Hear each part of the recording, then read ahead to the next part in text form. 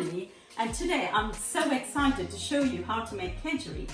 Kedgeree is essentially a dish that's mainly rice and boiled eggs and flaked fish. And usually the flaked fish is smoked haddock. But nowadays you can use mackerel, or you can use salmon, or even tuna.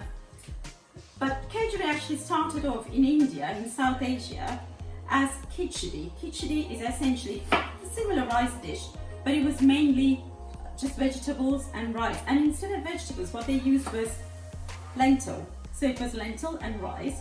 And in some cases, they also used mung beans, just for that added protein. So without further ado, let's start. So we do have to start with onions, as it is usually for Indian dishes. So I've sliced these onions, large onions, in half. I've got my best friend in my kitchen. Without my best friend, I don't think I'll be able to do any cooking. It's Kenwood Multi-Pro, and here we go.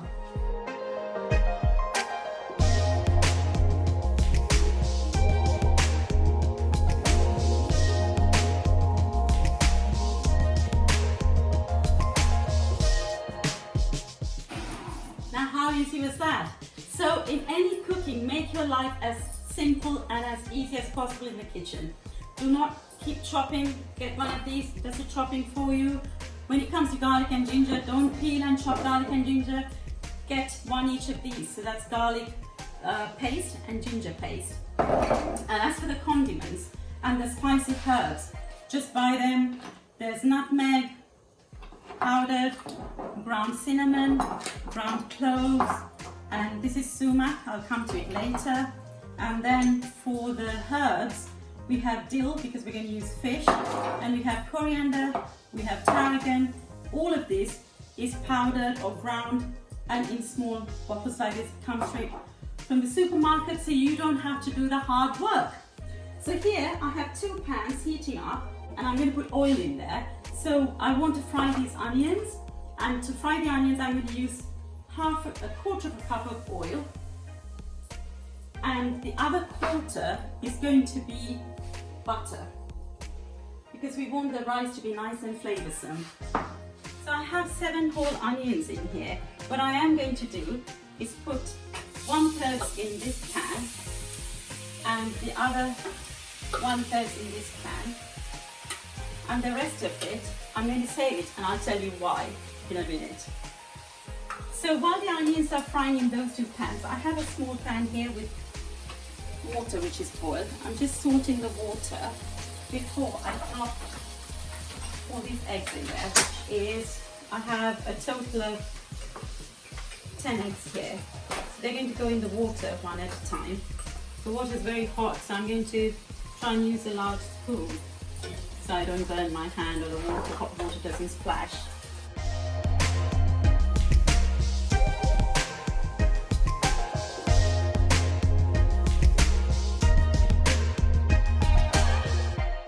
Onions here, I leave it to fry for about 5 to 6 minutes. When it starts to become golden brown, I'm going to add the butter. Butter is for flavour. If I added butter now, the chances are that it will start to burn, so I won't do it yet. So the eggs are going to boil for about 6 to 8 minutes. I don't want the middle to be gooey. I want the middle to be fully boiled, so I can slice it and arrange it on top of the rice so it looks beautiful. So here I have some rice. I think I have about 5 cups of rice here. I'm going to use 2.5 cups in that pan and 2.5 cups in the other pan. And the reason I'm going to do that is I'm going to actually recreate the khichdi that they would have made in India years and years and years ago. So I'm going to wash this rice, cut it in half, and separate into the 2 pans where I'm frying the onions at the moment. They're still not golden brown, if you want to come and have a look.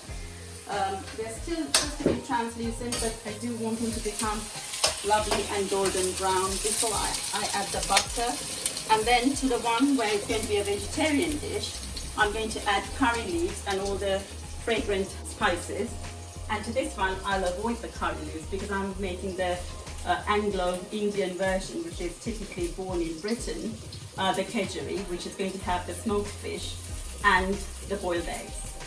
So now, if you look, the onions are beginning to look a bit golden brown. So now I think it's time to add the butter. So I'm going to add about a tablespoon of butter into each of it, like so, and leave the butter to melt. In the meantime, I'm going to start washing the rice and get it ready to put in the pan. Here I'm washing the rice, perhaps about 3 times. I just want to get rid of this starch, and if you got rid of the starch when you're washing it, the rice is more likely to separate when it was cooked. Otherwise, the starch will start to stick the rice together, which I really don't want. So that's the second time, and then I wash it one more time. So the eggs have been now boiling away for about 10 minutes, and now it should be hard boiled, so the middle is not going to be gooey. So I'm going to take it off the pan. I'm going to take it off the hob and leave it to rest. This is when I wish I had a much larger hob, but this is fine. So now I have the 2 pans with the onions frying. This one is going to be the Khichdi, so the Indian version without any meat or any fish or any boiled eggs. So I put some curry leaves into it because that has to have the aroma and the fragrance of Indian food. So I put curry leaves in there. Now it's time for it to receive the fragrance spices. So I'm using some cloves. It's about less than 1/4 teaspoon of cloves goes in there. And the same cloves goes in here. I'm going to completely reduce the heat because I don't want it to burn. Because it's ground herbs, it's likely to burn very quickly. So that's cinnamon. A little bit of cinnamon going in both, so less than 1/4 teaspoon. And then this is minced ginger. So about 3/4 teaspoon goes in each of it, like so. And garlic, I put a teaspoon, a heaped teaspoon into each, so that's minced garlic. So I'm just going to turn it a little bit, stir it a bit. And now it's very, very ready to receive the rice. So with the vegetarian one, the Khichdi would have had lentils. So I have some lentil here, which I will use in there. So when I put the rice into the 2 pans, I'm going to put that much of rice less into the vegetarian one. So here we go. So rice goes in here, one in here. I'm just trying to separate it equally.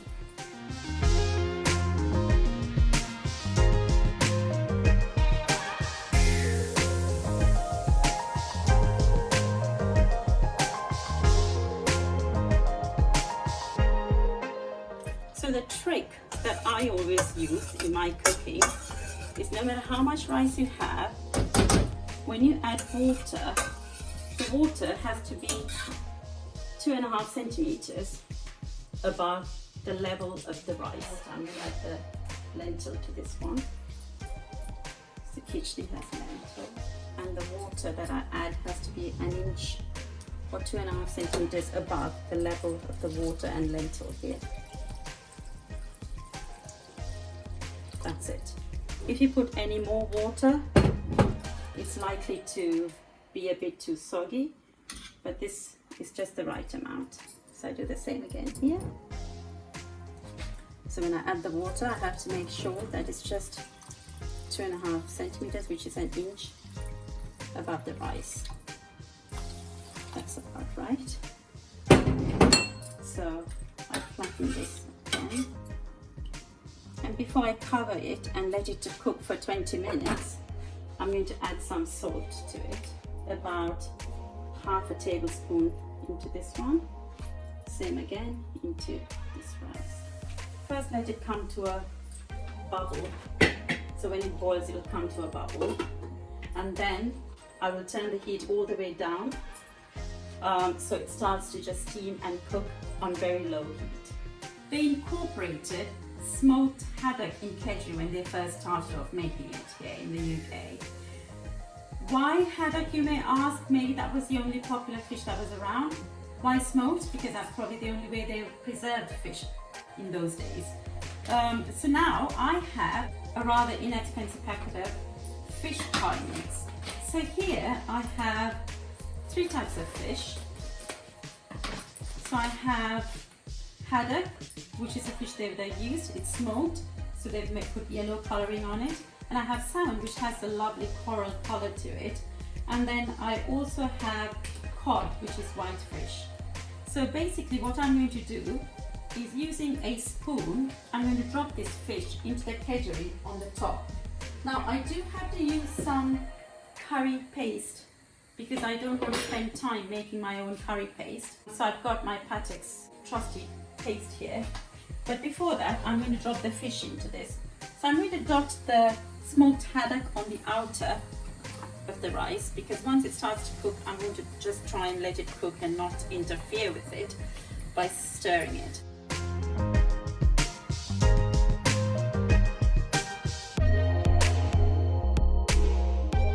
And then I'll put the cod on a slight inner circle.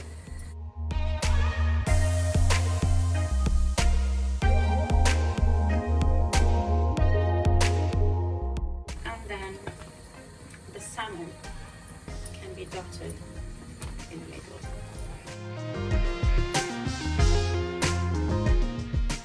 And now, when it started to bubble, so what I'm going to do now is I'm going to reduce the heat to the lowest, and then I shall cover it and let it cook for a further few minutes until all the water has got absorbed and the rice is ready.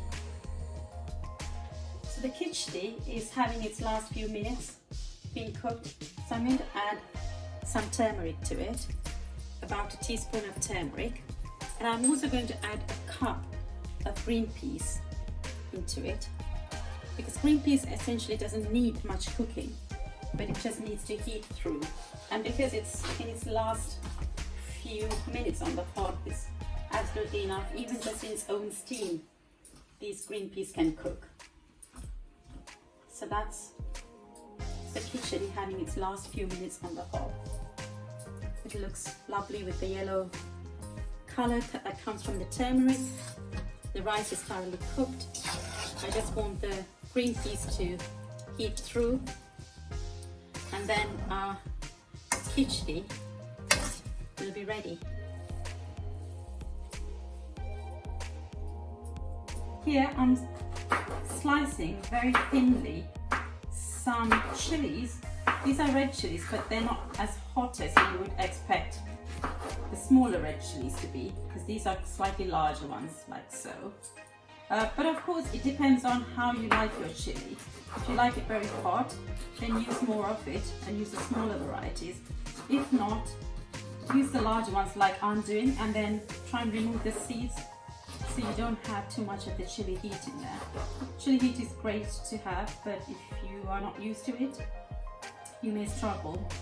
So I'm just taking out the chili seeds from here, and I shall add that to my khichdi.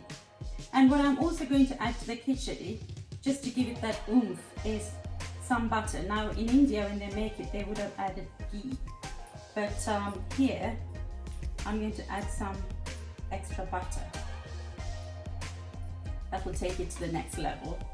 So here we go, we have the chilies ready. So I'm going to dot the chilies on the top like so. So I shall take the butter, it's melted to room temperature. It's about 2 tablespoons of butter. So I'm going to put it there, and then I'm just going to smother it around. And for the heat of the rice, it'll melt and permeate through the whole dish. So this is what our kedgeree looks like at the moment. So to kedgeree, I want to add some curry paste. So I'm using Madras curry paste, and I'm just going to use about 1 tablespoon of it. So I'm just going to do that and incorporate it with the rice. I'm going to add the same amount of butter that I added to the khichdi, just to give it that extra oomph. So I'm just going to put the butter on top like that and just smear it all the way around. For the heat, it will permeate through all the rice. So now the kedgeree is ready. All I have to add now is the boiled eggs. So this is how I'm decorating with the eggs. Anytime you make anything with fish, making fish curry or fish steak or anything that you make with fish, you have to make sure that there's a tang of lemon. In the case of curry, you would put tamarind sauce, but tamarind has its characteristic brown color, so we don't want brown to go in the rice. So I'm going to use just lemon juice in here. So just juice of half a lemon goes in there like that. And then what I've done here, I've sliced the lemons at an angle. So I'll just dot it around for anybody who wants extra lemon, which hasn't permeated all the way through the rice, can take one of these and squeeze it over their plate of rice. So I'm leaving it like that. And the skin will also give the lemony aroma into the rice. And so here we have Kedgeree done. So inside the Kedgeree you'll find the coral salmon, the white cod, and the smoked haddock. It's all happily sitting inside it for the benefit of your enjoyment. And here we have the Khichdi, which is the vegetarian version of the Indian rice dish. So we have the green peas, I put chili pieces and curry leaves, and we put turmeric and all the aromatic spices, and butter actually takes it to a completely different level. And in those days, I'm guessing they would have used ghee. So I'm going to take these both onto our dining table, and then we make our koftas and our kebabs. So Kedgeree is not the only rice dish that was inspired by Khichdi. In the Middle East, there was born the Koshary. Koshary is also a very similar rice dish, but of course, they incorporated several other things. They had the heavy use of vegetables, fruit, meats, everything that the rich Nile Valley and the Delta had to offer. So the Koshary, which is a Middle Eastern variation of the Khichdi, that the humble rice and lentil that started in India, would have had several varieties of meat. So here, the meat that was actually transformed into koftas and kebabs effectively. So here I have turkey meat, so that's lean turkey meat, and here I have beef, and here I have lamb. So first things first, it doesn't matter how many grams you're using, because you will only use what your family requires. But here I have, how many grams of turkey meat is this? So I have a kilo of turkey meat here that goes in this pan, and then I have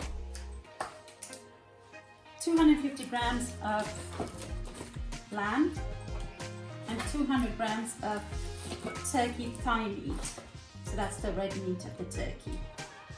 So I'm going to transfer the minced beef into this last dish. Into this, about a teaspoon of salt. Same again here, meat is the same quantity, 3 teaspoons of salt in that. Remember, with salt, if you haven't added enough, you can always add it later. And now I'm putting garlic. So 2 teaspoons of garlic into each. Garlic gives the most amazing flavor and fragrance when the meat starts to roast in the oven. Because these are going to be koftas and kebabs. And then to the beef, I'm going to add some pepper. Pepper and beef are best friends, as you know. So I'm going to add about a teaspoon of pepper into the beef. Add some basil. This fresh basil that's frozen, and because it's frozen, I can just crumble it into the beef like so. So that. And to the beef, I'll also add 1/4 of a teaspoon of nutmeg, cinnamon, 1/4 of a teaspoon, and just a pinch of cloves, some ground coriander leaves. So that is the beef, it's ready to be mixed. So I'm going to have my gloves on and mix it. Now I turn my attention to the turkey breast meat. Cinnamon going in, and nutmeg, just a pinch, just less than 1/4 of a teaspoon. And then cloves has to be less than everything because it's very potent, so you just add a tiny pinch of it. Then I come to the lamb and the turkey thigh meat. 2 teaspoons of mint. I have just a simple supermarket mint sauce. So 2 teaspoons of that has gone there. I'm going to use a spice called sumac because it's lamb, which is widely used in Middle Eastern cuisine. They have this spice mix called the sumac. Now if you tasted it, you might not think it's very pleasant, but when it cooks, it releases all the Middle Eastern spicy aromas into the meat. So about 1/4 teaspoon of that going in there. So now I'm going to put my gloves on and mix all the spices together. So I've got my gloves on, and what I've also done is wash the gloves because they're brand new. So now I'm going to start mixing the spices in with these mincemeat. If you use pieces of meat, what you have to do is incorporate the spices and then leave it for it to permeate, for it to marinate. Whereas if you use mincemeat, you save on that time of marinating. You just directly put the spices in, and once you've mixed it, you're ready to make your kebab straight away. So for our koftas and our kebabs, I have my skewers washed and ready to go. And what I've done is I reserved a few sliced onions earlier on, if you remember. So I've taken the sliced onions and I literally added this attachment to my food processor and I've minced it. So I'm going to separate this into 3 equal portions and add them to my meat. The kebabs and the koftas need some breadcrumbs. So I'm going to put the same attachment in, and I have some baguette left. So I'm going to just break the piece of baguette and put it in the food processor to try and make some breadcrumbs. So I'm going to make the breadcrumbs with fresh bread to incorporate it with the mincemeat so that it will hold the shape and then it will stick to the skewers when I make the koftas and the kebabs.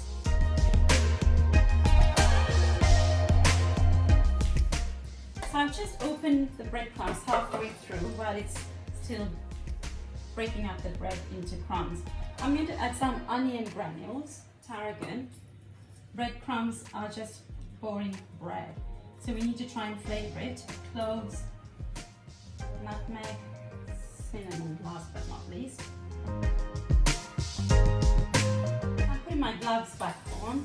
So breadcrumbs are ready now to be incorporated with the meats. I can't tell you how wonderful these breadcrumbs smell with all that aromatic spices. It smells amazing, especially the garlic sauce. So if I taste a piece,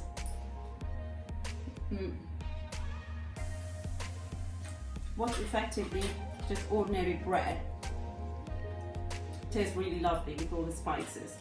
So I'm going to split this into 3 equal shares and put them into this meat. The reason I'm doing this is so that the meat will hold its shape and stick to my skewers. Now I'm going to add some curry paste before I do the final blending and mixing together. So I'm going to put half a tablespoon of Madras curry paste into the beef. So that will do perfectly for that. And then I will add the chicken korma curry paste. It's not the chicken korma, but it's korma curry paste. I'm going to add a tablespoon of it into the turkey breast meat, and then into the lamb as well. A tablespoon goes in there. And now I'll start to mix it all together.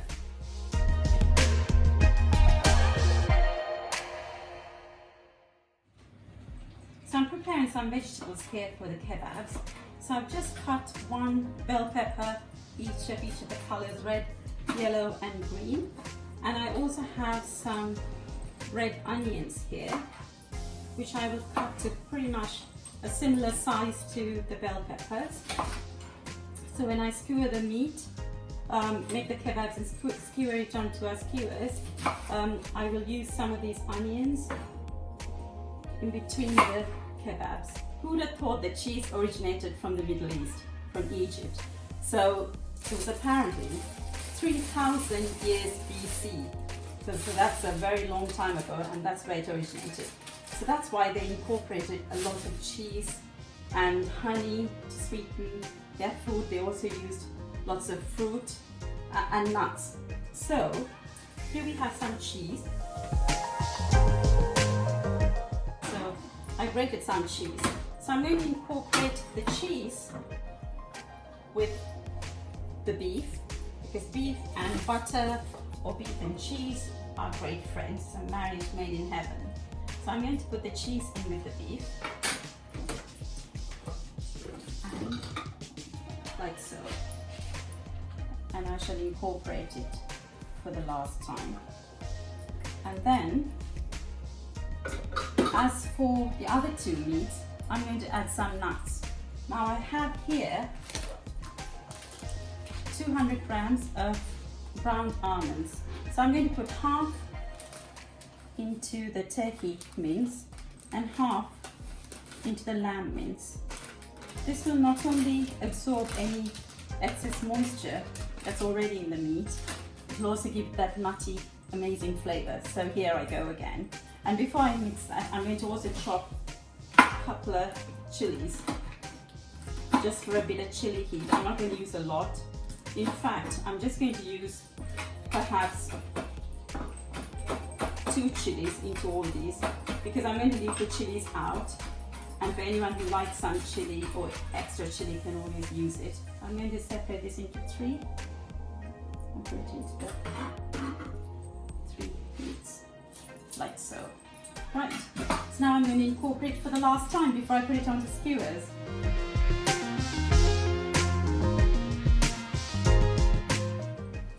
So here are the turkey meat koftas, or even kebabs, ready.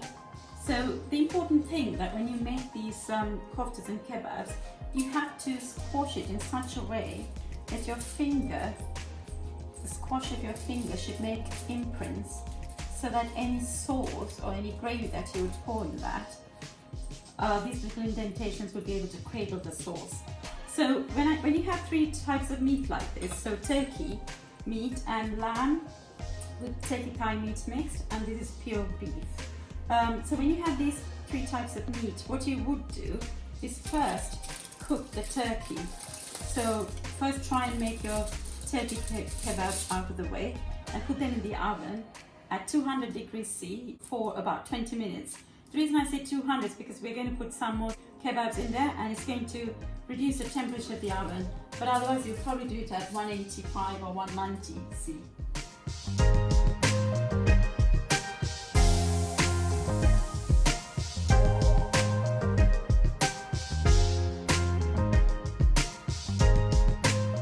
So next to go in is the lamb kebabs, because I have the turkey meat in there.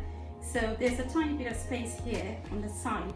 So I'm going to make the beef koftas like so, and just put it on the side here, just so I'm not wasting any oven space.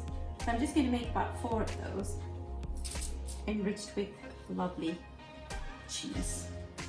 So I used red Leicester. So like so. I'm just going to put 1, 2, 3. I think I can just about get 1 more. Actually 3 is enough. So I'll put that there, and then I'll just sprinkle a few bits of onions there, so it can roast in the oven. A few bits of pepper, like so. And then I shall put it in the oven. So that's the second lot of kebabs to go in.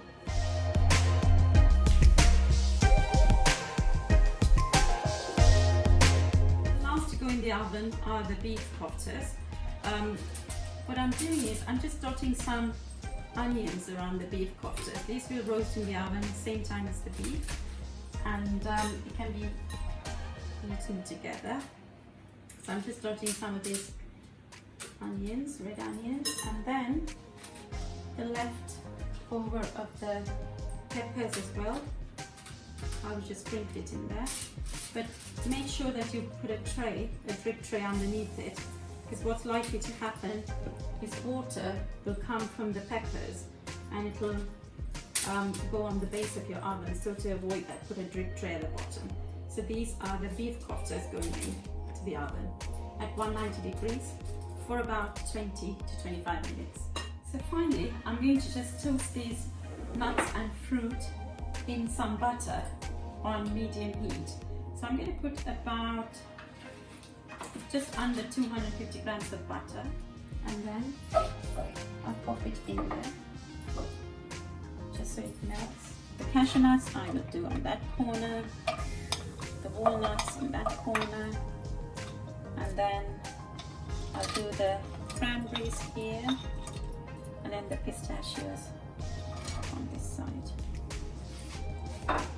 The cranberries may have to come off quicker because it's a dried fruit and it has sugars in it, so it will start to burn if I don't take it out quickly. And then the pistachio nuts second would have to come off because it's much smaller than the cashew nuts.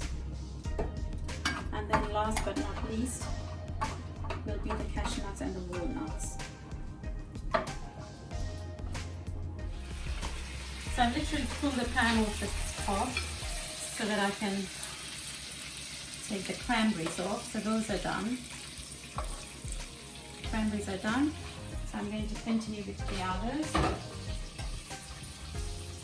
I think what's also done would be the pistachio nuts. They look so beautiful. Look at the vibrant green. They're like the malachite, the semi-precious stones, or they call jade. They look like jade. Okay, so pistachios come off. A few more hiding there. And now last but not least are the cashew nuts and the walnuts. I want to roast them a bit longer until they're golden brown. So finally the cashew nuts are now lovely and brown, as you can see. So those are going to come off the hob as well. Now, with this butter, I'm not going to get rid of it. I'm going to use it to cook our chickpeas. So the chickpeas, I shall pour a tin of chickpeas in here. So I open the tin. I'm going to drain the water, but I'm not going to bother washing it because I do want it a bit mushy. So I'm just draining the water from the chickpeas. I'm going to put it in the hot butter, like so. And I'm just going to fry it for about 2 minutes. And once it's a bit golden brown, I'm going to add some cumin and some spices. So into this, I will put half a teaspoon of turmeric, 1 teaspoon of ground cumin. Like so. I'm also going to use this sumac, which is typically a Middle Eastern spice. Some cloves, cinnamon, and then coriander. So now it looks like that. Once it's golden yellow and it's cooked or warmed through, because chickpea is already cooked in the tin. So to that, I'm going to add some tahini, which is sesame paste. So about 4 tablespoons of tahini goes in there. Fresh tomato, just chop it lengthways, put it in there. And then some chopped coriander, just crushed up the curry leaves as well, and put it in there. So it looks like that. So these are typically the Middle Eastern flavors. So the sesame paste, the chickpeas, and all the aromatic spices, and then the tomatoes. So while our meats are still cooking, the koftas and the kebabs are cooking in the oven, I'm going to build up my koshary. So the rice is cooked just the way I had cooked the khichdi, so the vegetarian rice. Now I'm adding the chickpeas that I cooked on top, like so.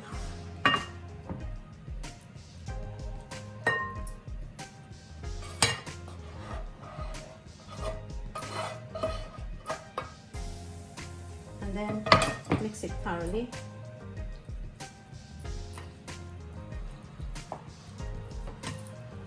The cumin, the coriander, and the aromatic spices are smelling amazingly. Now, on top of this, I'm going to put the nuts that I cooked. So the cashew nuts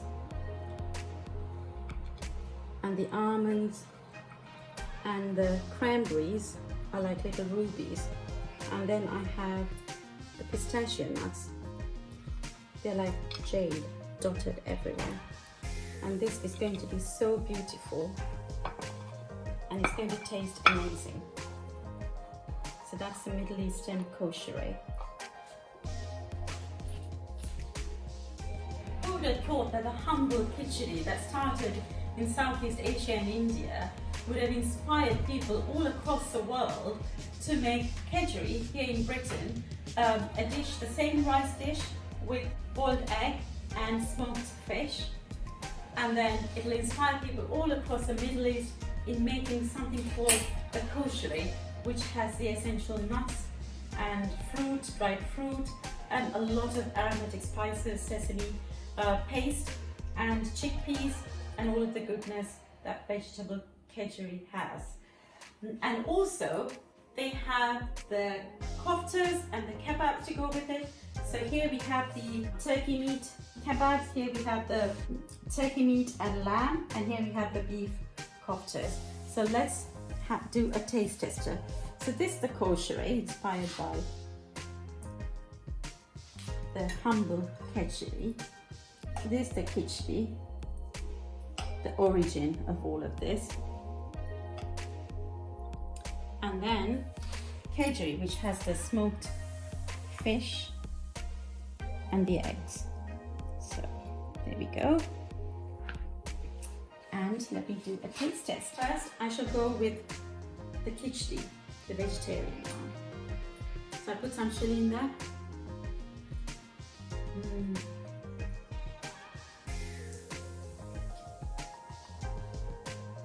I can taste the lentil in there, and the green peas, and all the lovely aromatic spices. Oh, my mouth is watering. Next is the Kedgeree. You can see here, you have the flaked fish. See, that's a piece of fish here. So I'm going to taste it. Ooh la la, it's lovely. The fish has really flavored the rice. I can eat this all day.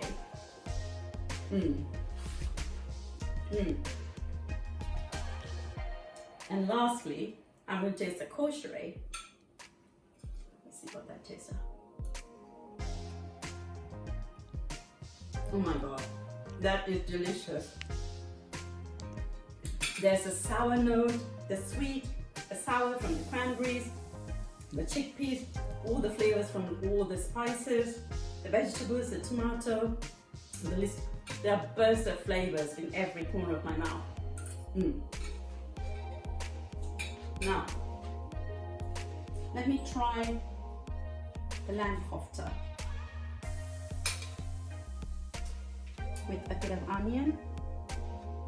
I shall also serve myself some of the turkey kofta. Okay, there we go. Let me see. So first with the beef.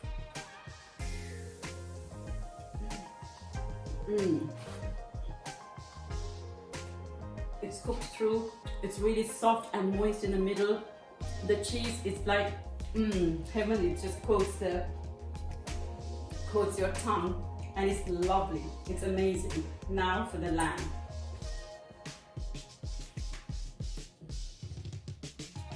Oh wow! And the mint just comes through in the flavors, and it's really lovely. Turkey.